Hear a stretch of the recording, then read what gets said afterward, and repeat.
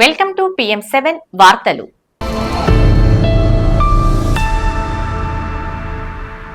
ఉద్యోగులు లేదా వ్యాపారులు కొత్త ఇల్లు కొనడానికి రుణం తీసుకుంటారు.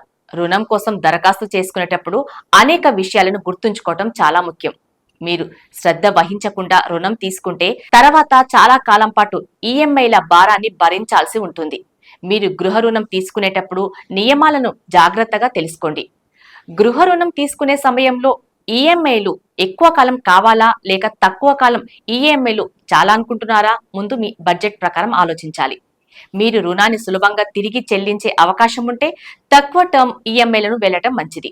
దీని ద్వారా మీరు కట్టే వడ్డీ తగ్గుతుంది, అలాగే అదనపు ఛార్జీలు తగ్గుతాయి. గృహ రుణం తీసుకునే ముందు మీ ఈఎంఐని లెక్కించండి.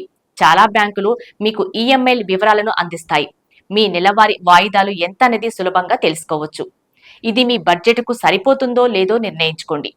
రుణంలో ప్రధాన సమస్య వడ్డీ రేటు.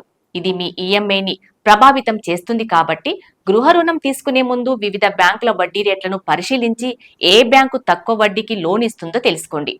తద్వారా మీ ఈఎంఐ తగ్గుతుంది. ఇక మీ ఆర్థిక పరిస్థితిని దృష్టిలో ఉంచుకొని రుణ వ్యవధిని ఎంచుకోండి. స్వల్పకాలిక రుణాలపై వడ్డీ రేటు తక్కువ, దీర్ఘకాలిక రుణాలపై మీరు ఎక్కువ వడ్డీ చెల్లించాల్సి రావచ్చు. అధిక ఖర్చుల కారణంగా ఈఎంఐలు చెల్లించడం కష్టమూ కావచ్చు. ఇది ఆర్థిక ఒత్తిడిని పెంచుతుంది. ఇక చాలా బ్యాంకులు మీ గృహ రుణానికి ముందస్తు చెల్లింపు చేసే అవకాశాన్ని ఇస్తాయి.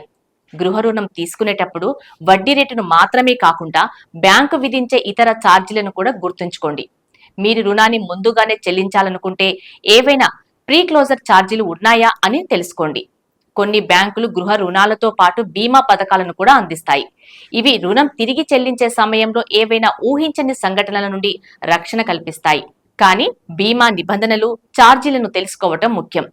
గృహ రుణం తీసుకునేటప్పుడు మీ ఆరోగ్యం, పిల్లల చదువు లేదా ఇతర అవసరాలకు ఈఎంఐలకు తగినంత డబ్బు ప్రతి నెల మీ వద్ద ఉంటుందని నిర్ధారించుకొని ఆ తరువాత ధైర్యంగా హోమ్ లోన్ కోసం ట్రై చేయండి.